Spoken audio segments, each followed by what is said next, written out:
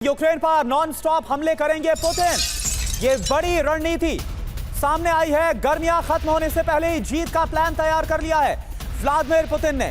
रूस ने यूक्रेन पर सैन्य दबाव और बढ़ा दिया है। रूसी शहरों पर ज्यादा और बड़े हमले होंगे। वॉल स्ट्रीट जर्नल के हवाले से यह खबर है, यानी कि अगले 2 से 3 महीने में और बड़े विध्वंसक हमले, बड़ी तबाही यूक्रेन में देखने को मिल सकती है।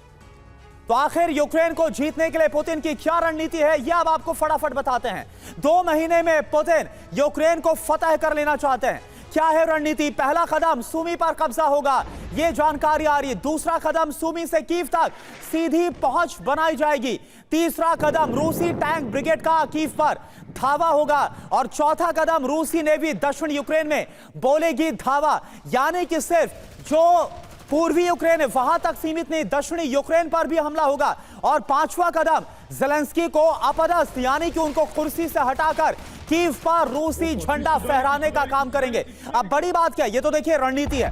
अब बड़ी बात क्या, अगस्त के बाद बारिश होने से पुतिन को लंबा इंतजार और करना पड़ेगा।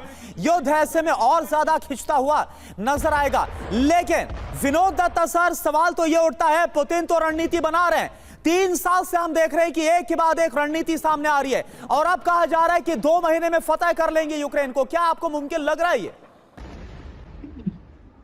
हाँ, देखिए, बिल्कुल ठीक कहा करुणा आपने कि जिस तरह से रशिया ने अपने जो अटैक्स हैं, उनका जो ऑनस्लॉट है उसको बढ़ाया है, उसके मूल रूप से 2 कारण है। एक तो अमेरिका ने अपना जो हाथ खींच लिया है यूक्रेन के ऊपर जो था, पहली बात वो, और दूसरा अमेरिका का जो इन्वॉल्वमेंट वेस्ट एशिया में है वो भी एक कारण है, क्योंकि उसे मालूम है कि अमेरिका वहाँ एंगेज है, वहाँ डिप्लॉयड है और वो बहुत ज़्यादा तवज्जो यहाँ नहीं दे पाएगा। हालांकि डोनाल्ड ट्रंप और पुतिन के जो मतभेद हैं, Donald Trump has not taken it very kindly जब पुतिन साहब ने मना कर दिया कि साहब मैं कोई मतलब सीज फायर या नेगोशिएटिंग टेबल तक नहीं आना चाहता हूं, I want to finish this war on my conditions. लेकिन डोनाल्ड ट्रंप के बस की बात नहीं है। एक उर्दू में बड़ा अच्छा शेर है कि बदलना तो चाहता हूं मैं निज़ाम हुकूम, पर मेरे बस की बात नहीं। तो वही चीज़ हो रखी है। लेकिन पुतिन इस पीरियड को काफ़ी एक्सप्लॉइट करेंगे। और क्योंकि आप ये देखिए, यूक्रेन बिना अमेरिकन समर्थन के लिए कुछ नहीं है, क्योंकि वही एक ऐसा देश है जो सामरिक तौर पे इसको सपोर्ट कर सकता है। और धीरे धीरे आप देखिए उसके जो मेन कम्युनिकेशन सेंटर्स हैं या जो हाई वैल्यू स्ट्रेटेजिक टारगेट्स हैं, they will crumble and fall. और रशिया इस चीज को कंसोलिडेट करेगा।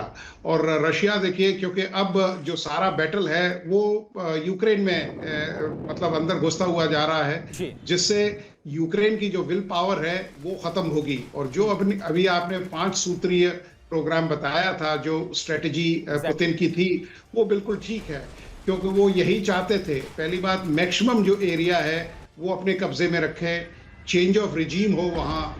और तीसरी चीज है, उसके बाद वो नेगोशिएटिंग टेबल पे आए और जो नेगोशिएशन होंगे वो रशिया के मतलब डिक्टेट के हिसाब से होंगे, उसके टर्म्स ऑफ रेफरेंस होंगे।